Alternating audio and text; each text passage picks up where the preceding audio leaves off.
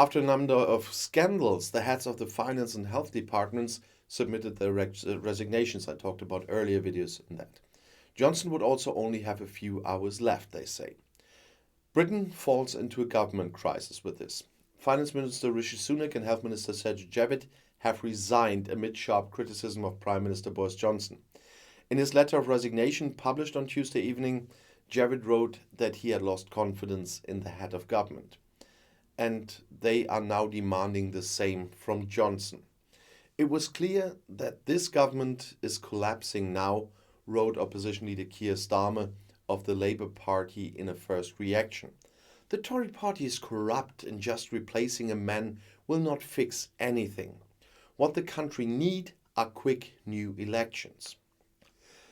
Well, the ministerial resignations come minutes after Johnson apologized in the evening on Tuesday for appointing a representative of his Conservative Party suspected of sexual harassment as a deputy whip. Deputy Whip Chris Pincher resigned late last week after sexually harassing two men. It became known that there had been allegations against him already in the past. In his resignation letter to Johnson, the Chancellor of the Exchequer Sunak wrote that the public rightly expect the government to be run properly, also competently and seriously. I believe those standards are worth fighting for, and that's why I'm resigning, he wrote. Javid told Johnson the situation would not change under his leadership. Under Johnson's leadership, the Conservative Party is not seen by the public as value-led, nor does it serve the national interest. Even after the party internal vote of no confidence, which Johnson recently narrowly won, the Prime Minister did not initiate a change of course. It is clear that the situation will not change under your leadership, Javid wrote. And Sunak stressed that he had always been loyal to Johnson. But the public rightly expects the government to act correctly, competently and seriously. And the broadcaster Sky News quoted an unnamed member of the government as saying that Johnson was now almost impossible to keep in office. A government spokesman initially denied that Johnson knew about the old allegations against Pincher. That line of defense collapsed on Tuesday after a senior former official said Johnson had been briefed on an incident in 2019. Opposition MPs and some Tories then accused the Prime Minister of lying, which would be nothing new, by the way. I think it was a mistake and I apologize for it, Johnson told reporters about Pincher's appointment that evening. In retrospect, it was wrong to do that. The ruling party has been shaken by a series of scandals in recent months. In mid-May, a member of parliament was temporarily arrested on suspicion of rape. Also in May, a former Tory MP was sentenced to a year and a half in prison for sexually abusing a minor.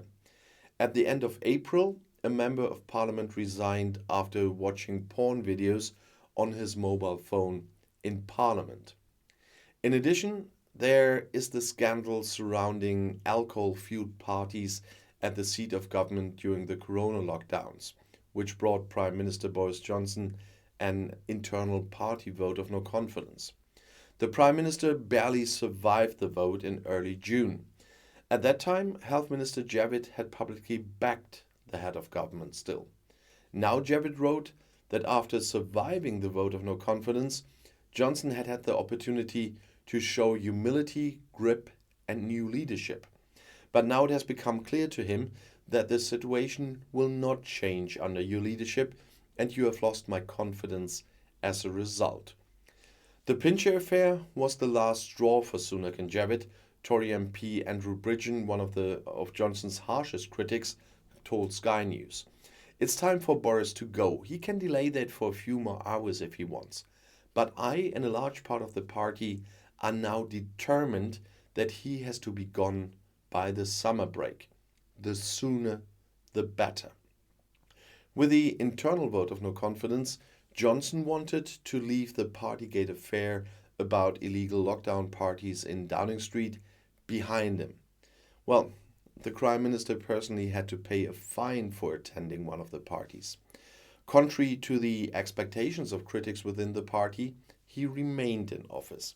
And so it's a very interesting time. When you see this video, I don't know if he's still in office when you see this, because I filmed this from your point of view yesterday.